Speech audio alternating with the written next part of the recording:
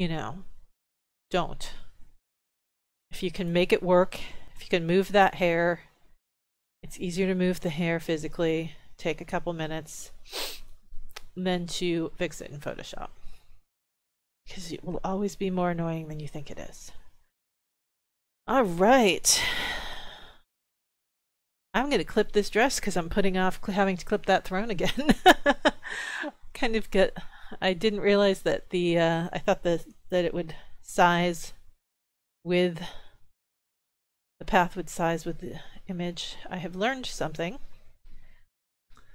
And I've learned that you really do need to make sure you know what sizes you're going to use things when you're compositing them together, and make that decision for sure before you start doing clipping paths. All right, going around, throne.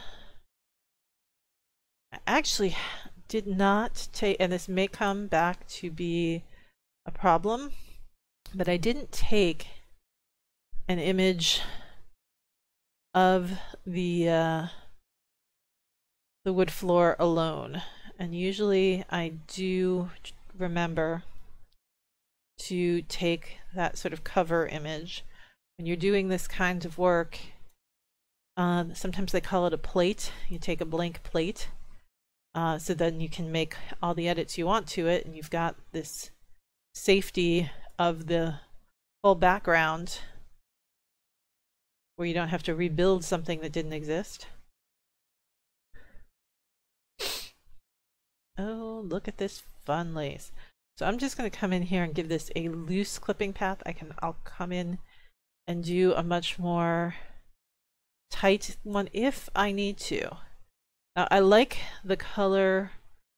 Her hands are sitting on, and that's right up against the chair, and she is sitting on, well, she's sitting on a chair, but next to it are apple boxes, and apple boxes are a old-time photo, video, movie prop that lets you change the height of sometimes the camera person and a lot of times the people in the scene.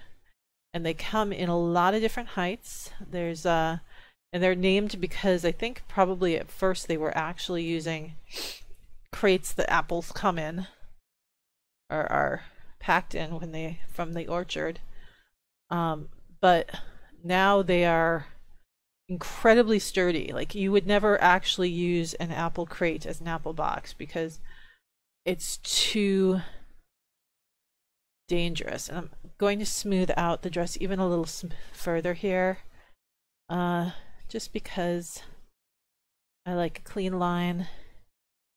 And you can see, look at that. I'm not too worried because I know some of the effects that I'm going to be putting on it, but if I wasn't putting effects on it, okay, go away, I would be concerned with that, and I would have to rebuild the texture there or just go back and find another way of doing what I did.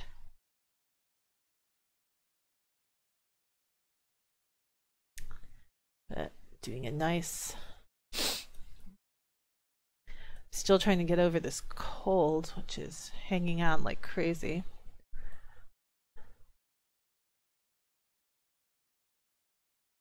And coming around the thumb.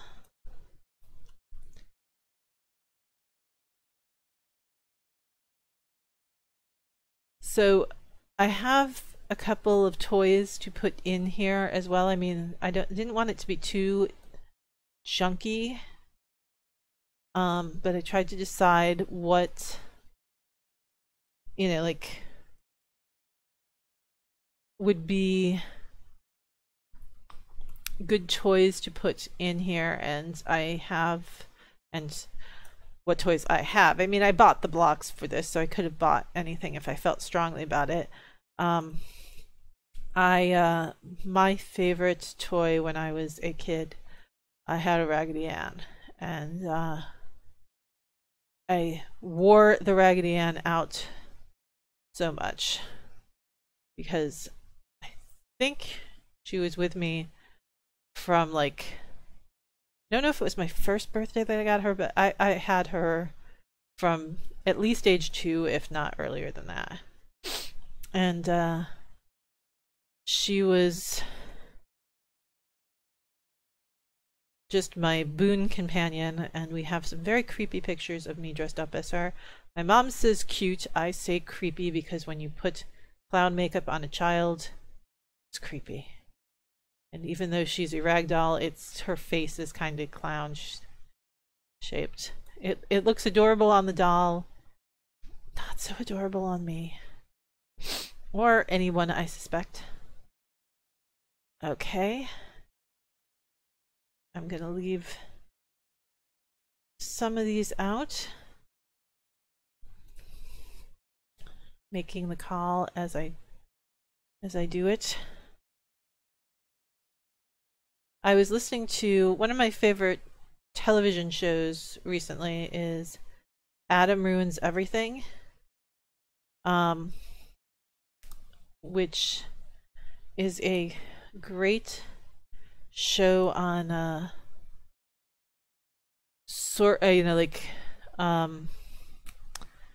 they basically pick a topic and they do a television series. He started out, I think they just did little shorts, and one of the first ones I remember seeing was telling the truth about how diamond engagement rings came to mean, you know, what they mean in our culture, and that they are not, it's only since the 1930s that we've been doing, that diamonds were like what they said you had to do and all of that thing. So it's not like, it's not an ancient tradition. I mean, yes, they exchanged rings, but the engagement ring was not something that was guaranteed, and not something that everybody even did, and now it's just expected. And it's all just an advertising campaign. But anyway, it's much more entertaining when he does it. But he did one on award shows last season, I think, and he started doing a podcast, the Adam Ruins Everything podcast on Maximum Fun, and he had Rachel Bloom from My Crazy Ex-Girlfriend on oh, that's interesting. Okay, so my layer has shifted and I didn't realize that it had shifted because I've got paint in the middle of nowhere. So I will deal with that. I'm just not going to deal with it right this second. Because I'm clipping. And one of the things that she talked about was on the podcast they talked more about television in general than just award shows, and she said that she had always wanted, or she, you know, was not a girly girl, but was always fascinated with television and trying to figure out how they look perfect all the time, and she just thought that's the way people were supposed to look, and that people in real life did not look that perfect normally. And you know, she was saying how she has naturally curly hair and she wanted her hair to be styled curly, and it takes a long time to get that, but it's also difficult for television. Like a lot of people, a lot of characters you'll see have very similar hairstyles on television. It's because certain hairstyles are just easier to deal with in the fact that they do not, you don't have as many flyaways. You don't, you know, if you have curly hair and you happen to be backlit in the shot, it'll look a lot messier than it actually is, just because the curly hair tends to fly away more. That's why there's a lot of people with straight hair, or it's straight down to the bottom and then it curls. And I thought, oh wow, that's really interesting, because, you know, I understand the television isn't real. I think most people do. But, you know, I think you forget how many people are actually sculpting the look of all of that, and how little it is the actual actor who gets any say in what they look like on the television show, unless they get very well off or very popular, and then they can start pushing back. But I had never thought about the fact of a hairstyle can make shooting and editing a lot easier, a lot harder, just because of, you know, if it's curly or not. So blowouts are popular because they make it easier to shoot on television. So, and your hair doesn't look messy.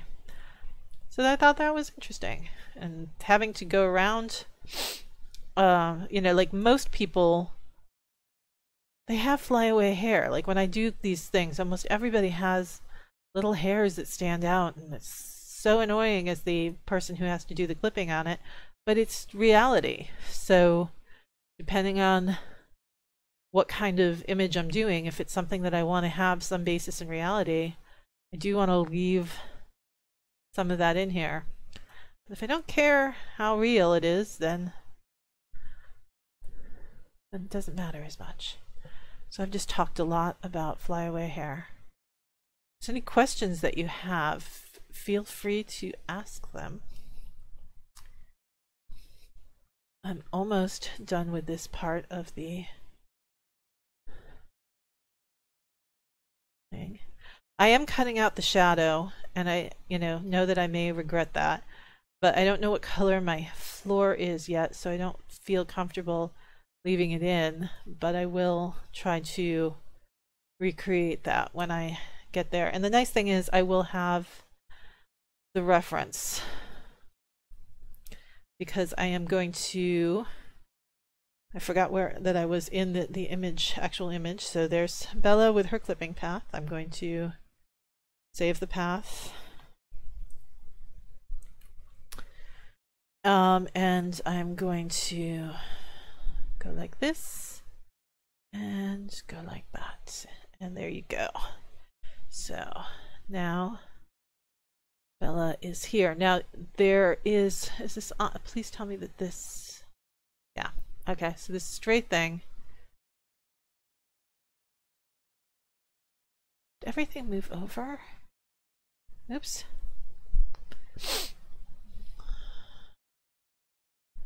I want this layer. Why can I not get this layer?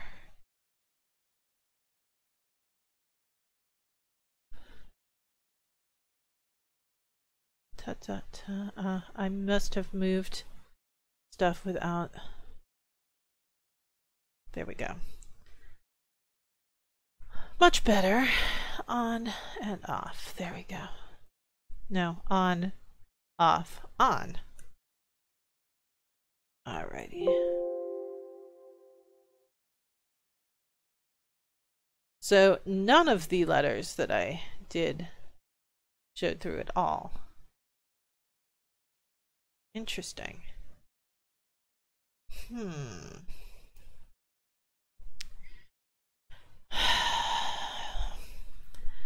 Now I knew when I started this that I might not finish this today, because this is a bigger image than just a simple, like a lot of the stuff is much more simple than I normally do, and I'm not gonna rush this. So if I don't finish it, I don't finish it, and I'm okay with that. Also, I forgot to do a stroke. Not a stroke. I forgot to do a, my goodness. This has moved again.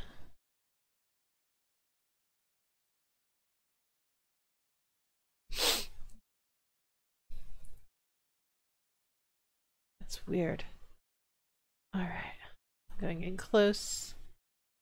I'm going to come in here, cleaning up the side of her body, making it a little bit, you know, fabric pulls and gathers. I don't want that. Here. I'm actually going to flatten this out a little bit too. There's nothing wrong with the natural line. I just prefer it a little bit better like this. And because I didn't do a feather on the other thing, I'm not going to do a feather here, but I am going to fill it with black. And I am going to, now that I've done that, I can go into here, I can select cancel, go into here, I'm going to select all of this, and I am going to blur it 2 pixels.